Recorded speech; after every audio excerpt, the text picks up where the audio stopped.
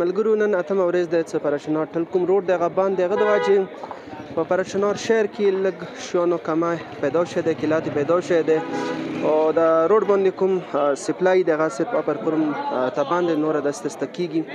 خو بدقسمتۍ سره پرشنار شهر کې ډېر غټ غټ سټورونه، ډېر غټ غټ دکانونه څنګه کې دی وخت کې چینې براغ وړي هر څه هم شته، هغه په باوجود موږ کسو بیګانه راسې ډېرو خلکو چینې غایب کړي دی، ګدامو ته کړي دی، پټه کړي دی.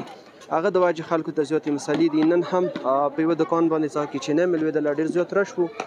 کله پوښتنه وشوه ویله دا خلکو چینې پټه کړي دی، نو دي د واجې هغه څه کوم دی خلک ونیا جامع دي. نو هغه سټورونه، هغه دکانونه یا هغه کسان چې هغه د کار کوي هغوی ته التماس دی چې خدای نه وډار شوي دا کومه چینې دی، دا څه دی یا نور شی خوردنو سامان دی، دا مه پټوئ. دا څو یوه دوې ورځې کیلات به نورې انشاءالله را به شي او د عوام کوم ضرورت دی دا مکفره شي او د کومې مسلې دي دا هم حل شي.